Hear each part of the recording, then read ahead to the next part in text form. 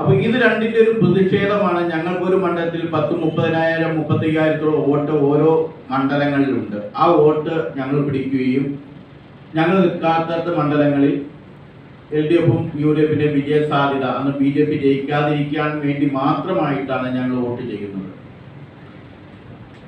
അതിന്റെ പശ്ചാത്തലത്തിലാണ് ഇന്ന് തിരുവനന്തപുരത്ത് ഞങ്ങളൊരു പത്രസമ്മേളനം വിളിച്ച് ജനങ്ങളെ ഞങ്ങളുടെ വസ്തുത അറിയിക്കണമെന്നും ഞങ്ങൾ കമ്മ്യൂണിസ്റ്റ് മാർക്സിസ്റ്റ് പാർട്ടി എന്ന രീതിയിൽ ഞങ്ങൾ ഒരു സോഷ്യലിസ്റ്റ് നടപ്പിലാക്കുക. സോഷ്യലിസം എന്ന് പറയുമ്പോൾ ഇപ്പോൾ നിലവിലുള്ള കമ്മ്യൂണിസ്റ്റുകാരൊക്കെ സോഷ്യലിസം മറന്നുപോയി.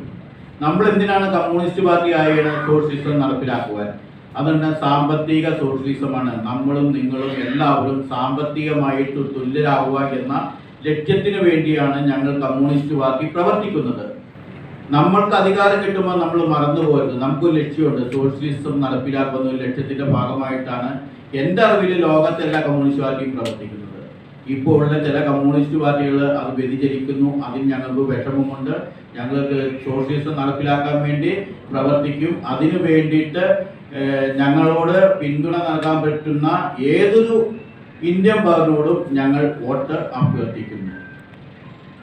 അറിയിക്കുന്ന കക്ഷികൾ എന്ന രീതിയിൽ വിളിക്കുന്ന കൂട്ടത്തിൽ ഞങ്ങളെയും വിളിക്കുകയും ഞങ്ങൾ അത്തരം പരിപാടികളിൽ സജീവമായി പങ്കെടുക്കുകയും ഞങ്ങൾ പ്രവർത്തകരെ പരമാവധി യോഗങ്ങളിൽ പങ്കെടുപ്പിക്കുകയും ചെയ്തിരുന്നു. എങ്കിൽ തന്നെയെങ്കിലും ഈ തെരഞ്ഞെടുപ്പിൽ CMB അരവിന്ദാക്ഷി വിഭാഗത്തിൻ്റെ സംസ്ഥാന നേതാക്കളായ ഞങ്ങളെയോ അതിൽ ജില്ലാ നേതാക്കളായ ആരെയോ പോലും LDF വിശിഷ്യ LDFിലെ മേൽനോട്ടം LDF നേതൃത്വം നൽകുന്ന CPM സഖാക്കളുടെ ഭാഗത്തുനിന്ന് ഉണ്ടായിട്ടില്ല.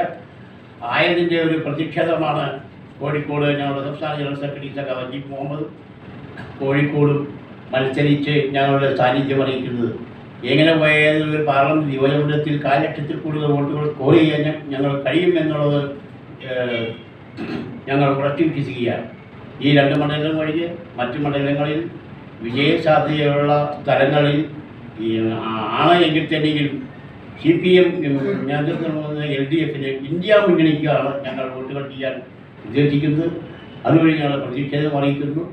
അതിനു വേണ്ടിയിട്ടാണ് ഇത്തരത്തിലുള്ള പത്രസമ്മേളനം ഞങ്ങളിവിടെ നടത്തിയിരിക്കുന്നത്.